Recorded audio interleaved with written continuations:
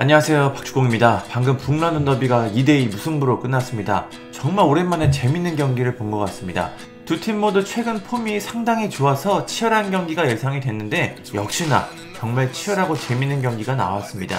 일단 양팀의 포메이션을 보겠습니다. 아스날은 4-3-3 포메이션으로 나왔는데 제주스, 은케티아, 사카가 전방에 섰고 비에라, 라이스, 웨데가르드가 중앙에 있었습니다.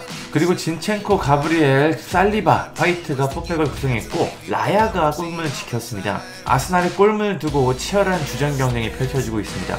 토트넘은 4-2-3-1 포메이션이었는데요. 히샬리송 대신 손 선수가 이번에도 최전방 손톱으로 섰습니다. 그리고 이선에 브레넌 존슨, 메디슨, 쿠루스키가 섰고 중원에는 비수마, 사르가 나왔습니다. 포백은 우도지, 반더벤, 그리고 로메로, 포로, 그리고 골문은 비카리오였습니다.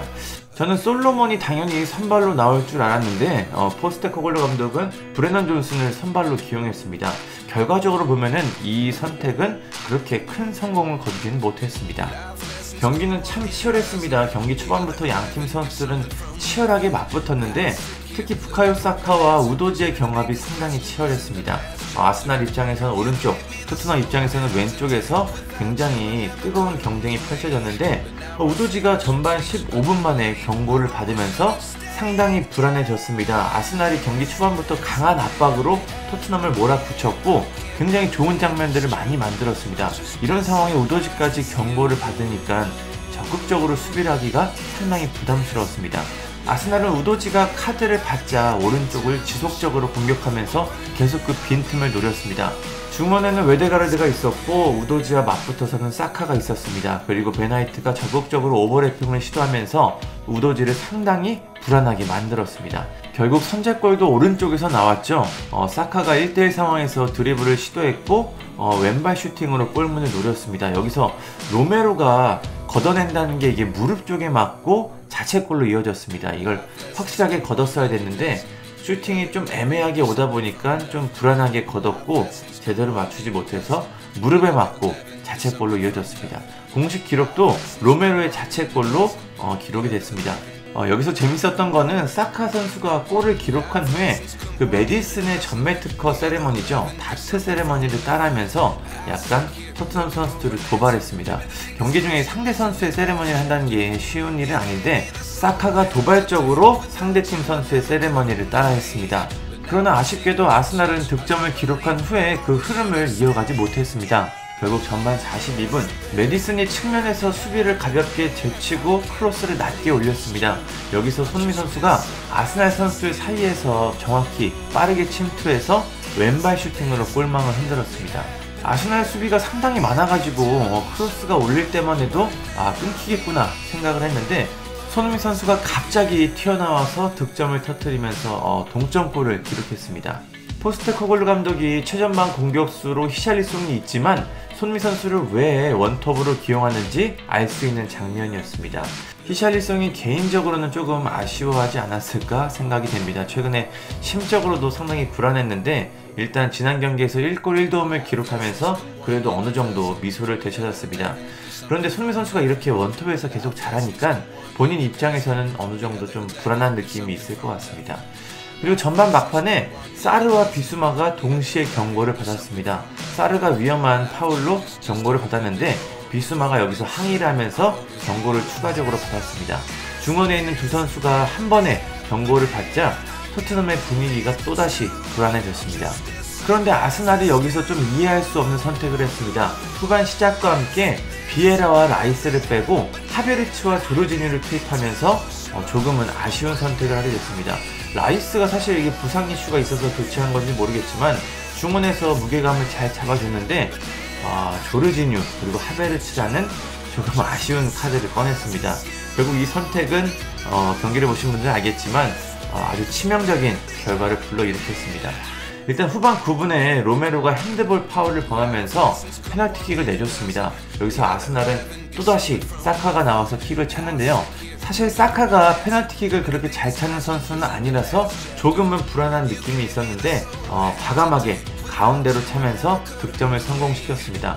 그런데 여기서 또다시 메디슨 선수의 다트 세레머니를 하면서 토트넘을 또 자극하는 세레머니를 했습니다. 그래서일까요? 토트넘의 동점골이 빠르게 나왔습니다. 사카의 페널티킥골 이후 1분 뒤에 조르지뉴가 여기서 치명적인 실수를 했고 메디슨의 패스를 받은 손흥민 선수가 아주 가볍게 골을 기록하면서 경기를 또다시 원점으로 돌렸습니다. 이 골은 참 의미가 많습니다. 손흥민 선수가 토트넘 유니폼을 입고 기록한 150번째 골이었고 유럽 통산으로는 199호 골입니다. 이제 딱 한 골만 더 기록하면 200골이라는 엄청난 고지에 오를 수 있습니다.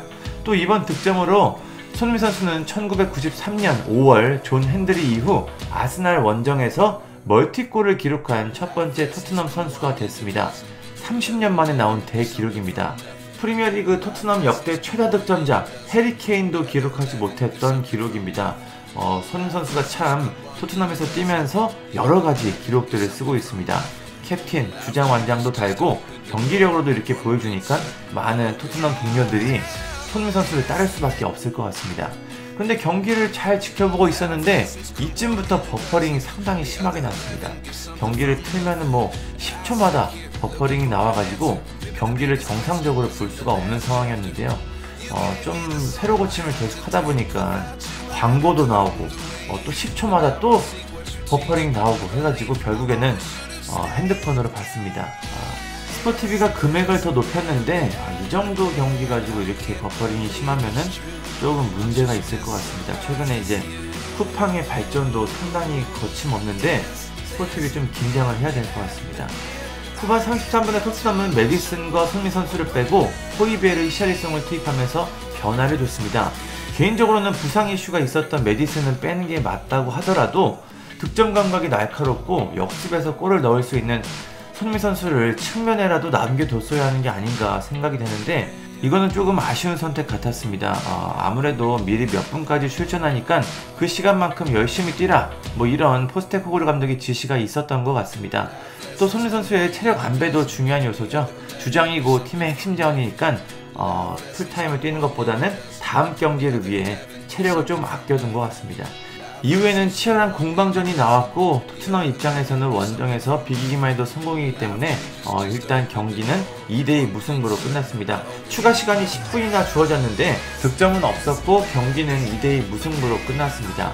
스탯을 보면 상당히 팽팽했던 경기인 걸 알 수가 있습니다. 점유율은 토트넘이 근소하게 앞서고 슈팅은 13개로 갔고 유효 슈팅은 아스날이 6개, 토트넘이 5개입니다. 상당히 팽팽한 경기였고 결과도 2대2 무승부로 나왔습니다. 이번 시즌 두 팀의 팽팽한 흐름이 어디까지 이어질지 상당히 기대가 됩니다.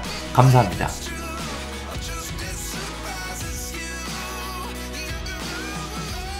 구독과 좋아요는 저에게 큰 힘이 됩니다. 감사합니다.